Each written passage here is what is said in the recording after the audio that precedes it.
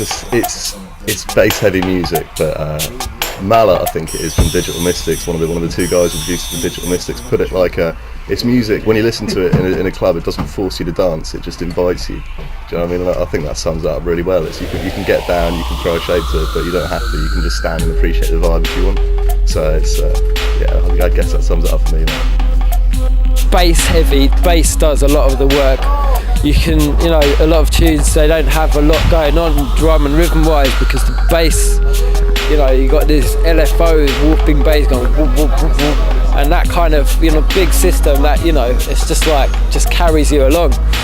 Basically, that's the sort of defining element of it, and the tempo about 140 BPM.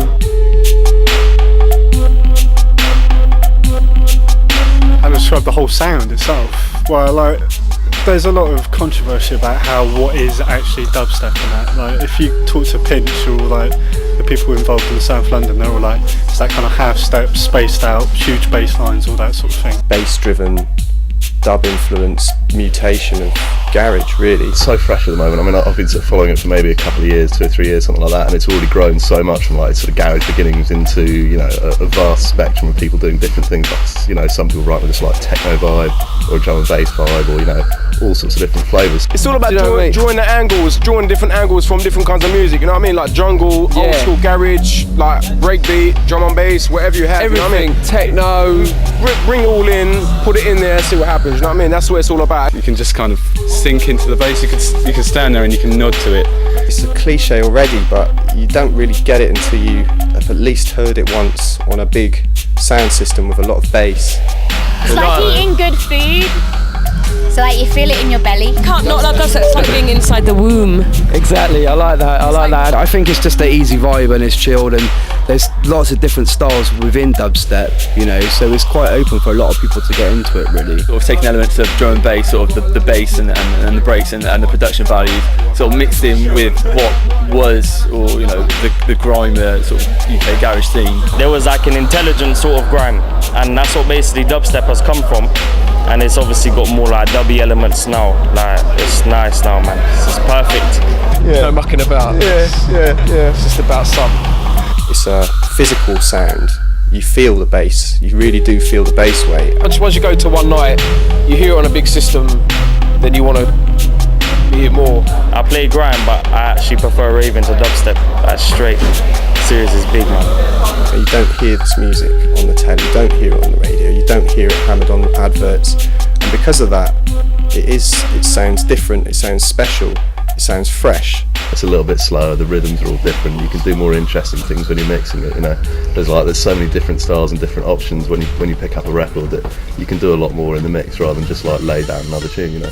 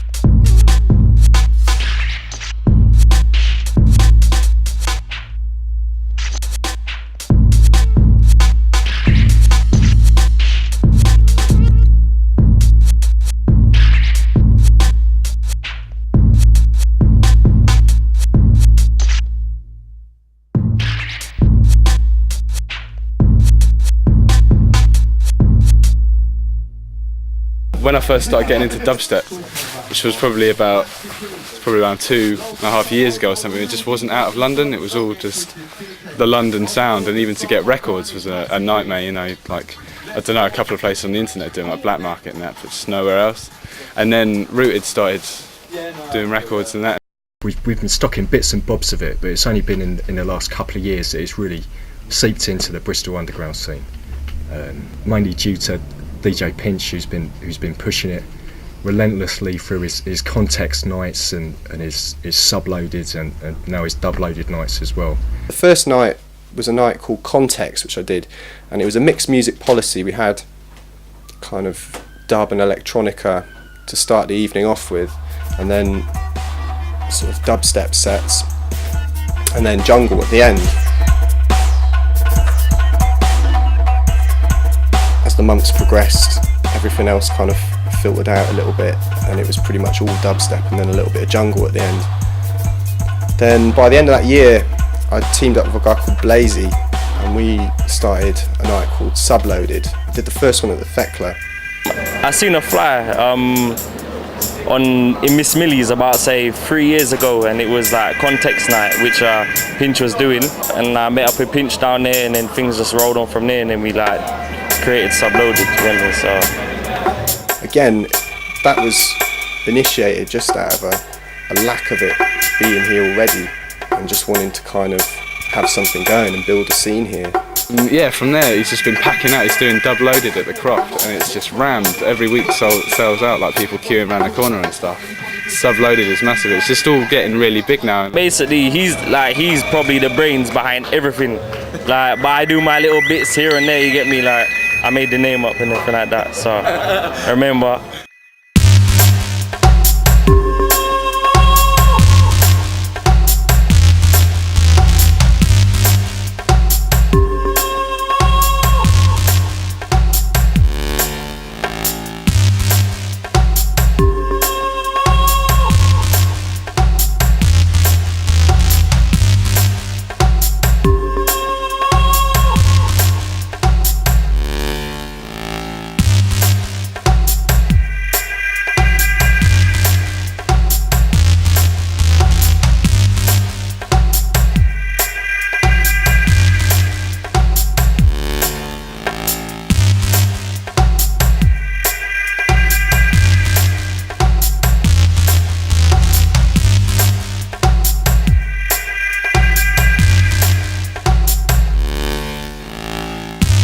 These small nights kicking off and everything, and so they're getting bigger and bigger, and it just reminds me when like Roughneck Ting and Full Cycle were doing their things on the regulars, and yeah, with Dub Loaded and all that lot, I don't know, it just kind of appeals to the Bristol sound really. Bristol's got a history of kind of sound system culture, and reggae culture's a big thing over here, so you know, it almost seems like a logical step for dubstep to infiltrate the Bristol sounds.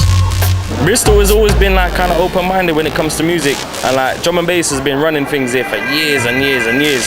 So I think maybe people might be trying to find an alternative to that, and they're coming to these raves and they're hearing the music, and it's just like it's hard not to like it.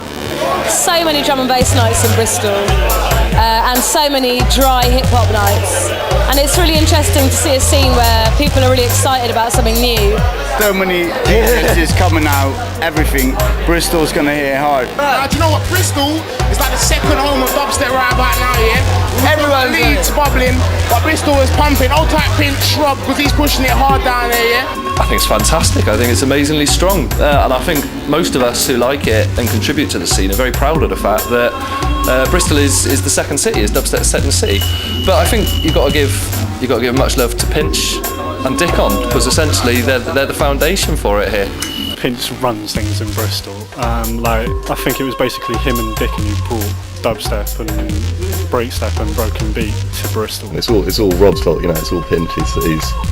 I took him up to his first Forward in London, which is like the sort of leading dubstep, or the only dubstep night at the time, and he came back and has just been an absolute convert ever since. He's put enormous amounts of like time and money into, you know, pushing the scene forward basically, and Bristol's the second city in the whole world for dubstep. It's undeniable, you know, we've got more parties than anywhere at the moment, so it's almost all down to him and a couple of others like me, I guess.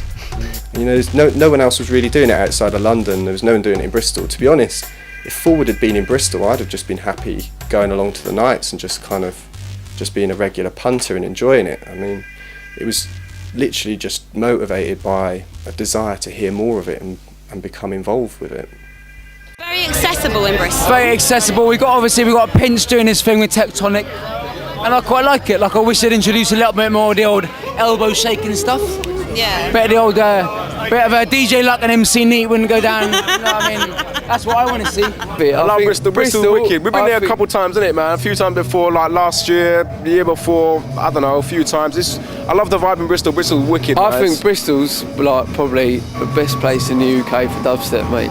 Bristol and London have got a lot of similarities when it comes to the kind of things that work there, and you know, for me, dubstep was just made for Bristol. There's a lot of people on it already that are making wicked tunes, and there's a lot of Bristol producers which are on the verge of about to break free, and there's definitely a lot of dub plates floating around that are really good. I think there's a lot of people that are into drum and bass as well that are getting tired of that are slowly cottoning onto dubstep as something that's still sounding fresh. Well, obviously the leading lights have been in the London scene, you know what I mean, but they're forging their own sound. Obviously Pinch with Dubloaded and Subloaded is pushing things forward. Then there's the Hench crew as well, got a few tunes from them, like Headhunter, Wedge, White Boy, Jakes as well. They're just all fucking bringing things forward. And they're all making good stuff. I know they just seem to have appeared out of nowhere, but it's fantastic, you know. And that's where it's going. People like them bringing a dubstep sound that originates in Bristol rather than just playing out other, you know, the London stuff, you know. Hench is like us, basically. The moment of this hard-earned, never caught hustling. Blah. Sublow, dirty bass, grime, whatever, our own style really. Do BS1 radio, play out, produce. The list is endless, mate, what we do at the moment, to be honest with you. Me, White Boy and Headhunter were making beats and battling each other and shit, and we were just like at home making tunes, and we heard dubstep and jumped on it. I was making, I tried to make hip hop back in the day. It came out like dubstep. And I run a label with Technical Itch, and it's called Ascension Recordings, and the tune's coming out in about a month's time. Got quite a lot of buzz at the moment, and then the second tune's going to come in the first day. That's what matters. There's a big buzz about it. It's sold out first day. You're talking about one of the leaders of drum and bass, Tech Itch, doing dubstep. People can't touch that.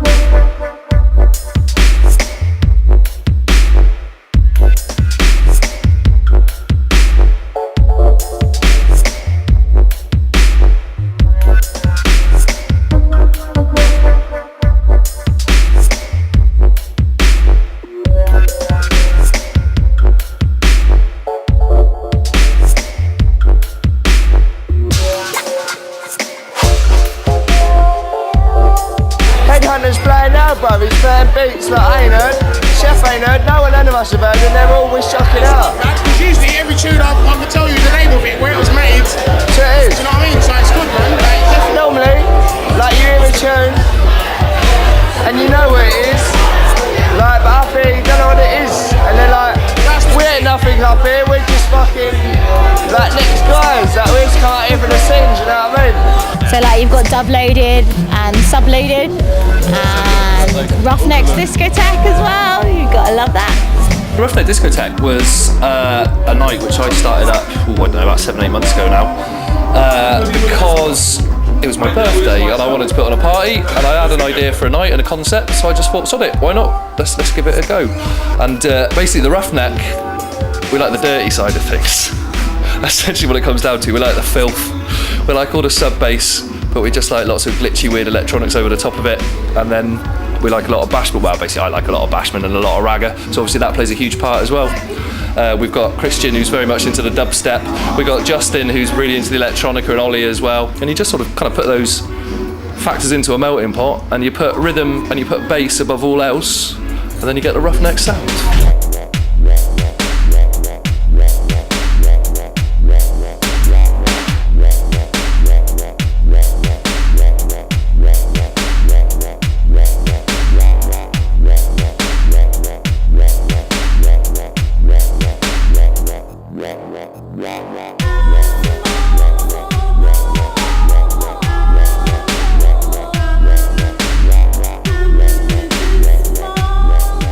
I'm Adam Jackson, also known as Kidders or Kid Cat.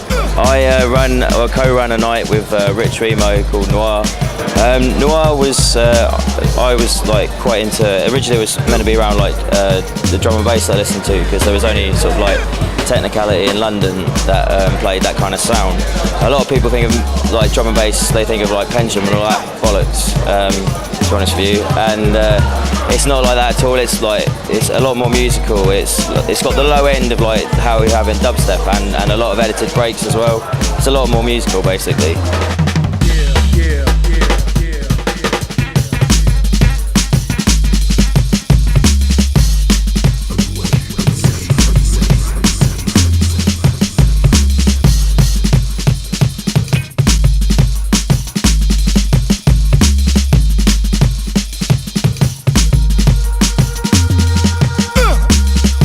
Thinking, a good mate of mine, he basically did a recording of a set back in like October 2004, and then on there was Toasty Splash, which just is a fucking amazing tune, and that is what started me getting me to listen to dubstep.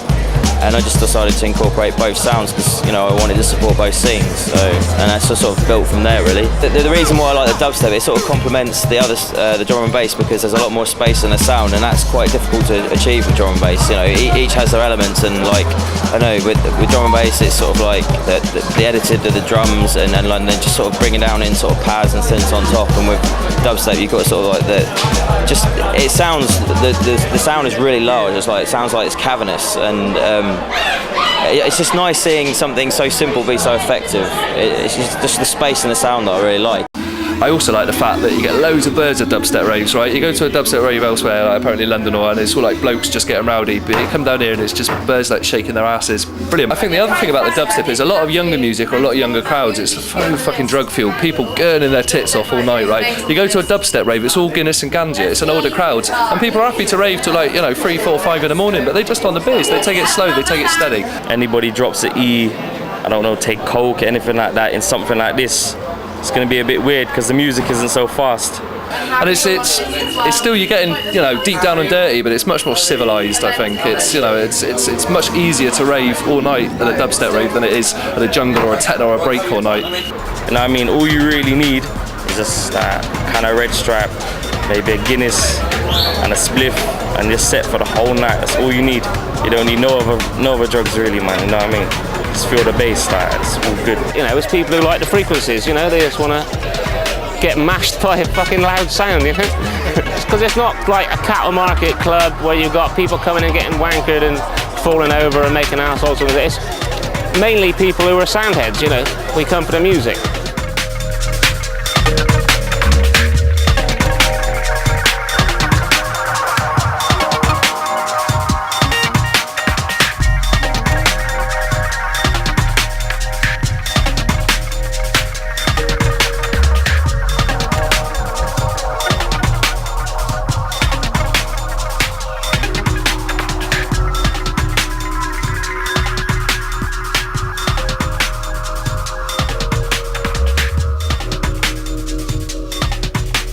I am Elemental.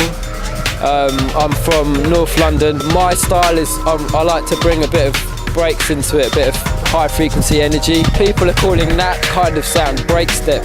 It's still kind of dubstep for me. I'm coming to the whole dubstep and grime thing from a more electronica point of view, really, and sort of trying to mix the sounds up. I mean, dubstep's a lot about the space in there, you know, space for the sound to reverberate and so on, and I guess I fill those gaps in a bit more with what I do. So it's kind of, it's a halfway, I guess, between electronica and grime and dubstep. I like making music. Started making some dubstep. Well, I didn't even know it was dubstep actually. It was just music that I was making, and it happened to fit into the style of dubstep. My stuff's kind of dark, but it's quite melodic. You know, it's got a nice little vibe. I use Logic. Sometimes I use Reason. But yeah, it's Logic with a load of VST instruments. Right, basically I'm using a program called Ableton Live, and I was using some MIDI controllers as quite an important part of it. It's just like the interface between me and the program. Well, what I do is like I've been going through loads of old and recent tracks and breaking them down into various loops. or like long sections that are just like either like one single sound or a mix of a few sounds. And then what I do is arrange it on a grid. So you've got like channels going across and what's called scenes going down. And each whole scene would be one section of a tune, like an intro or a drop. I can go and trigger a new scene, quickly switch into a whole section, but then I can mute parts, I can bring parts of other loops, place loops with different, just mix it up like that. And I can apply effects live to each channel. So I can, go to channel, put an echo on it, go to another channel, put a reverb on it. So I've got like loads of control over every part that's going on.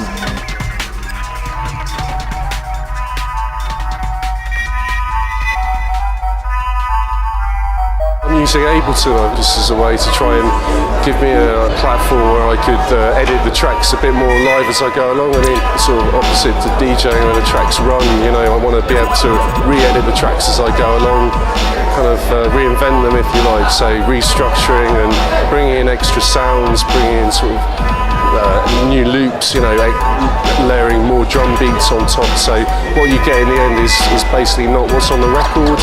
You get more of a live show. Come and see an Akpai 2 gig and you don't quite know how it's going to sound, anything could happen.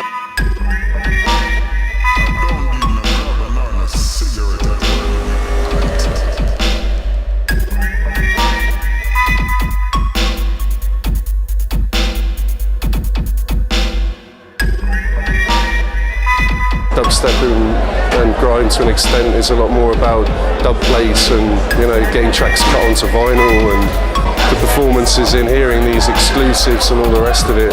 That's where the electronica aspect and the laptop comes in. It's a slightly different package really from what the other dubstep guys are doing. Well, the service I provide is called Dub Studio, and I make vinyl dub plates. It's a 7-inch one with a dinked hole. This is 10-inch dub plate, which is the traditional kind of size, both for kind of reggae, dub and dubstep. It's kind of a standard format because it can hold about 5 to 6 minutes of reasonably loud, bassy music. If you want any longer than that, you can fit about 7 to 8 minutes on a 12-inch dub plate. 7 inches cost 15 quid, 10 inches are 25, 12 inches are 35. Well, the way it works is you take your audio source. I mean, it could be from tape or from DAT or from CD. The signal comes from Pro Tools, and then it gets sent to the amplifier, and then from the amplifier it gets sent to the cutting head, and the cutting head essentially makes the stylus move, and the stylus, and as it cuts the groove, a sort of spiral groove leading towards the middle, it vibrates and sort of etches the sound into the record.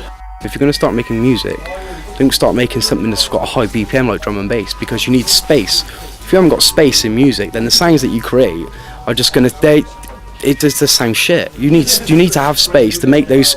You just have to have 8 or 10 good quality sounds in one tune, and those quality sounds will overtake. Do you know what I mean? If you've got too many crunched up sounds in there, it's too clouded and it comes out muddy, and the listener doesn't really know what sounds to pick up and stuff. So. This is a track called Sagrada I was working on with Ben Blackmore. I've got Nuendo hooked up through Yamaha 01V.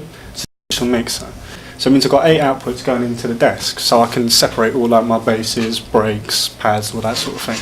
So this is just a breaks track, and this will just be coming through channel 1. What I've done is I've already bounced battery down into an audio file, because that way I find it easier to do real-time effects on the audio file. You can reverse it, you can do what you want with it, get a nice sound out of it that way. The next key part for me in my head for dubstep has got to be the bass.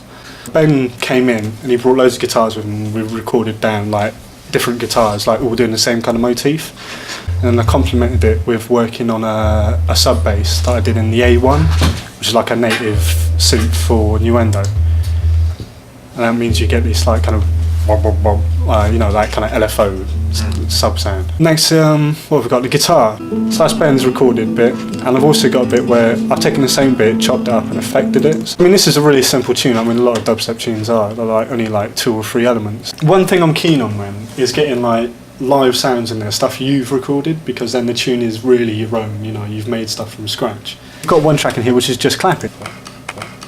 It just adds to the track. And so all the way through the tune, I'm adding little sections. So you've got like the breaks here, and then those with the pad sounds, and then this is the bass. But you can see it's got like this blue line underneath, which is basically me controlling the filter that the bass is going through. So it's getting high pass at the moment, so it's like doesn't sound as loud, and the bass just builds up and builds up until the drop, which comes in there. So you're bringing in basses. Like here's obviously the breakdown because there's no beats. And you've got a different beat pattern, then you've got extra stuff coming in, and it changes up, and then you've got the drop of that bit as well. Mastered this one down already, so that's what this big track on the top is. So this sounds a lot more fuller than the tune would in Innuendo alone.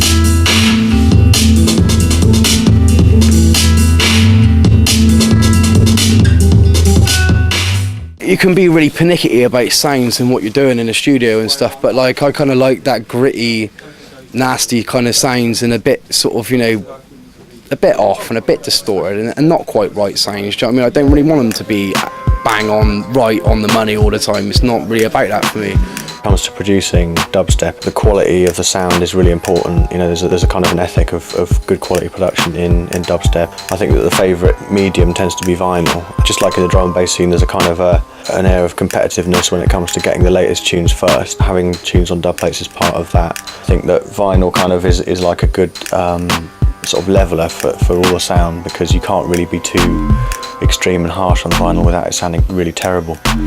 So when you're kind of mastering for vinyl, you have to be a lot more careful about what you do. I've been quite excited by it the last year or so. It just seems like a really open style, and whereas a lot of other styles like drum and bass and breaks, for instance, have seemed to got very formulaic. People just trying to do big tunes, big build-ups, and got really sort of cheesy and trancey, and I'm really not into that. I mean, you know, the deeper, darker sort of sound, that's what I'm about really. When I go home, I just make whatever I want to make. And it normally turns out that I make dubstep. Rather, you know, smoke a spliff, make some dub. That's what you do, isn't it, really? Why would you do anything else? Crazy. As for me, Headhunter, although I've got Ascension with Tech Itch, the label, I also do the hench thing. I also am signed to another label called Temper. Temper was the first kind of label really for it. It kind of took Two Step Garage and they just kind of, you know, made it an instrumental listening experience. That's Tectonic label that I run. I started that one last year. Big release from last September was Loafer and Scream, 28 grams. It's kind of, you know, really big tune. That's one of the best sellers on there. And I've been pushing up and coming artists as well, like Random Trio. So yeah, I mean, it's an outlet for putting out some of the productions that I'm really into. Dubstep is one of the first scenes that has based a lot of its conception around the net itself. Like everyone finds out about all the parties online. You know, everyone gets all their reviews online. I think people like Martin Blackdown and Nick Gutbreaks and all that lot are essential. I'm generally known as Gutter on the internet. I started this blog August 2003. Didn't have anything in mind for what it was going to be. It was just thoughts, you know, the stuff that I just think anyway. And I got into this dubstep sound, I started writing about it, and no one else was. And all the people who liked it were finding the blog. Got voted best blog of the year at the Dubstep Forum. Just write about the music I like. And at the moment it's dubstep. To get hold of that new Benga album that's coming out, New Stat, you had to go to him specifically to get it. It was like a self-promoted album. So like, you know, if it wasn't for the internet, loads of this shit couldn't happen. In terms of certainly the international scenario, it's vital. You know, there's a lot of online mixes that go up, and a few people like myself and Blackdown and a couple of others, you know, we write a bit about it, get people vibed up. So yeah, the internet's how I got into it, because I'm not in London, I'm not listening to the Pirates. Although of course Rinse FM is a London pirate show that streams, you know, a lot of people around the world listening to that, where you hear all the latest sounds. So yeah, vital. With the internet forums, people worldwide are sort of getting into it, so it's only going to get bigger, I think. I think it isn't actually that big a thing, it just appears bigger than it is because of the huge amount of web interest it's got, because of all the blogs and the forums. there's a really strong online community, and you've got people like Nick Gutterbreaks, which you just represent the sound. You know, you can hop on his blog literally every other day. There's an update, and it's worth reading. So after half an hour of searching around on the net, you could find out as much as you wanted about grime or dubstep. So, but obviously, you've got to go to a club to really experience it. The whole scene at the moment is very much built towards, you know, you have to go down to the dance to really kind of get into it and be in it. So you understand what it's all about. Once you're on a system, that's it, you know what we're doing. Keep it nice and underground, you know what I mean? Like, so people appreciate it more. Because if you hear it everywhere, it just gets boring. But if you hear it now and again, it's nice, man. You know what I mean? I think it'll just grow as it is. I mean, the thing I quite like about it at the moment is because there's no sort of hard and fast rules, and the only sort of like common denominator is the fact that there's sub, you know, anything is thrown over the top. Not only that, but the DJs, Mr. DJs, they're playing pretty much entirely off dub plate, so it's not even tunes that you can go and buy. Gives a sense of something special when you go and hear it, you know. It is getting bigger every month. There's a fresh thing. There's an article been written in a national mag. I can't see it being a massive scene because of the amount of people which just won't get it in a way and will want it to be faster or more techy or whatever.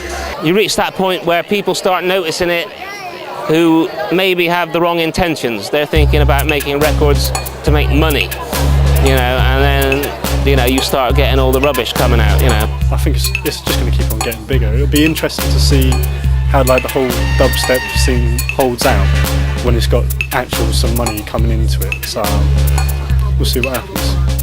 Yeah, man, the night's alright at the moment. I think like the venue, I think it's time to move to bigger places, bigger and better things. I think definitely. I don't think it's something that's going to just explode. It's not like when Garage came onto the scene and sort of suddenly went commercial, and all of a sudden, you know, there's all these tunes in the charts and what have you. You ain't seeing no dubstep on top of the pops or radio. Like Radio 1 Daytime, man, there ain't gonna be no like 50 Cent dubstep remixes, man.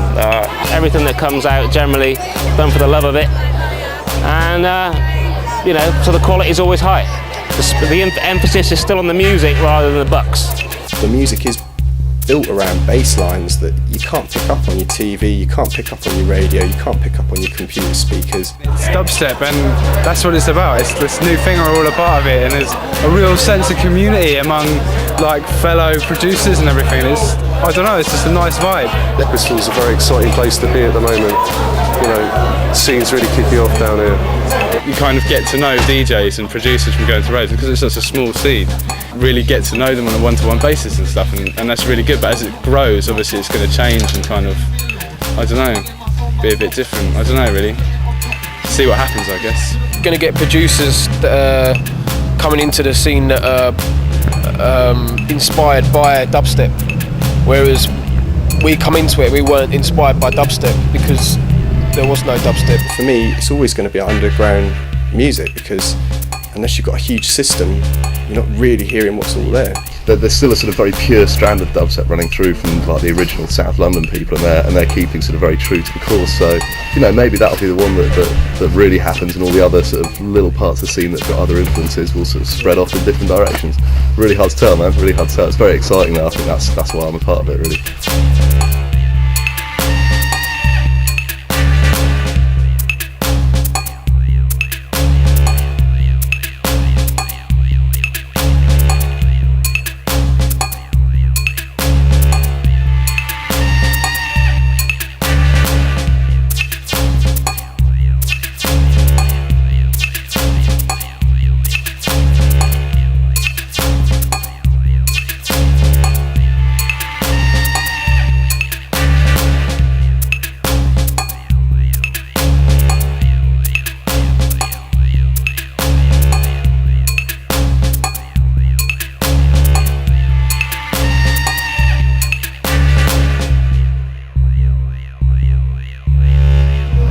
That's just my drunken opinion. Choose to film us when we had a bit too many, that's not good. I hope you edit lots of that because I sound like a fucking Oh, Herbert. we're going to put all that in straight. Please don't use that.